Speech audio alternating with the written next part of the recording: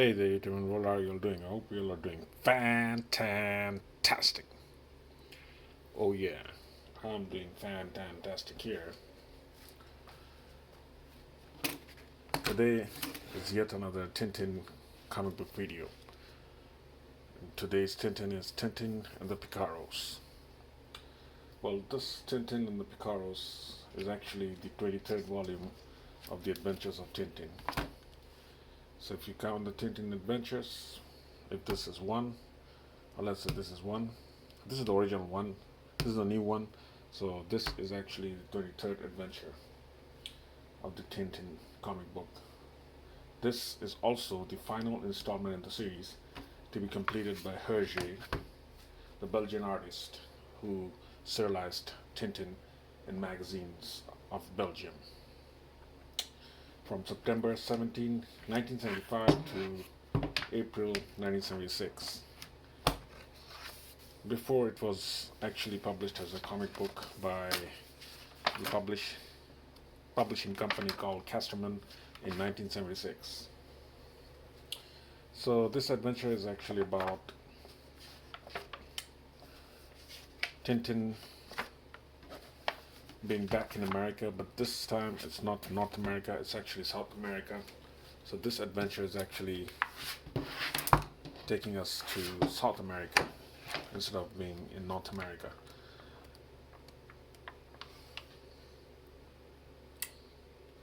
Hergé began work on Tintin and the Picaros 8 years after completing the previous volume in the series, which is Flight 714 to Sydney, or Flight 714 as it was originally known back in those days when I was a kid, creating it with the aid of its team of artists in Studio Hergé.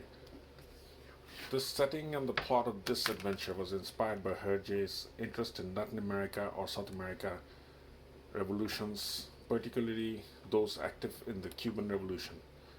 So this book actually reflects the changes and the behavior of several key characters and the keys influenced by his design in the animated film Tintin and the Temple of the Sun and Tintin and the Lake of Sharks. Tintin is depicted wearing bell bottoms instead of his trademark, plus fours. That's what they call it, plus four. So Tintin is not wearing his usual trousers, which he would wear, underneath his socks, white socks. He's not doing that in this adventure. This is the only adventure where Tintin is not doing that. So that's pretty interesting, eh? This volume was actually published to a poor reception and has continued to receive negative reviews from later commentators on Hergé's work. That's because early criticism of the story actually focused on what was seen as its pessimistic response to its political themes, while later reviews concentrated on the poor characterization and lack of energy. Still, Hergé continued the adventures of Tintin with Tintin and Alpha Art, the final adventure of Tintin, which is this one, which I don't have yet, so I'll have to get that. A story that he never completed. He died before he was able to complete this story, the final story of Tintin. And the series as a whole became a defining part of the Franco-Belgian comic tradition. The story was adapted for an episode of a 1991 animated series, Adventures of Tintin by Eclipse and Nelvana, which you guys have seen perhaps on Cartoon Network or other television channels. So yeah,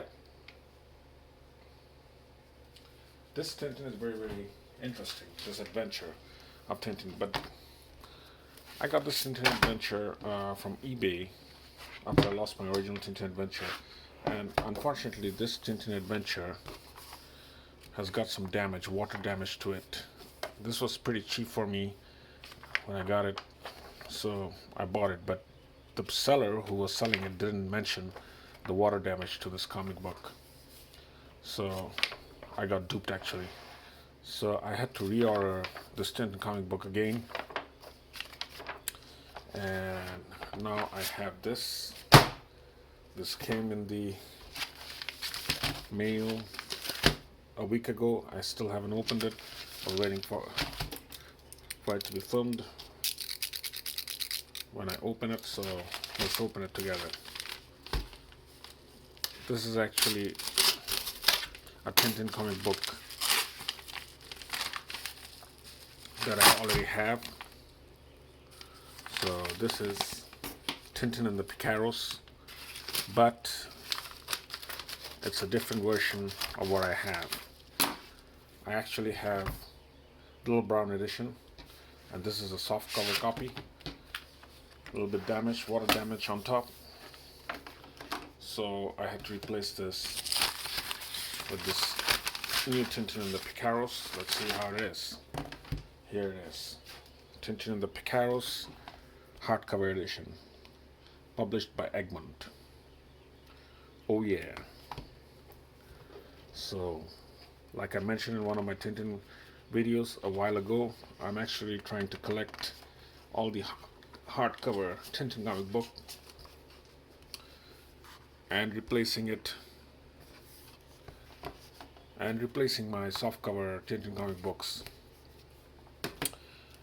Most of the softcover Tintin comic books have damages, something like this, water damage, So I'm gonna keep them because this is a collector's edition. So I'm gonna keep this, and plus I'm going to collect the hardcover edition. This is Egmont, and it was published in 2011. This hardcover copy was published in 2011. It was printed in China. This came from United Kingdom. Someone mailed it to me. So it's 10 pounds in the United Kingdom, or 11 pounds, $10.99. So yeah, and the paper quality is super nice. I really like it. The only difference that I can see in this two Tintin comic book is there's no water damage in the new one, no water damage on the new one, and the paper is really, really nice. It's really smooth, super cool paper. So yeah, I'm really happy I got this hardcover Tintin and the Picaros edition, because it's getting very, very rare to get these hardcover Tintin comic book, because it's getting sold out online, on eBay, on Amazon, and everywhere online, on the online marketplace. It's getting sold out, man, and the prices are getting higher and higher and higher every day.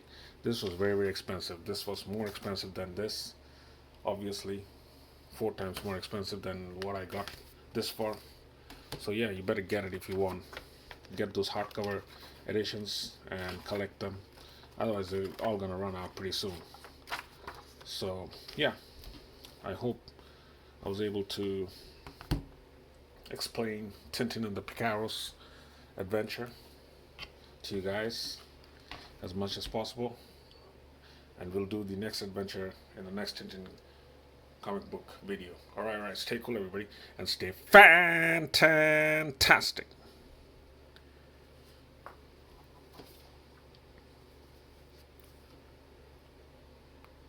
Oh yeah.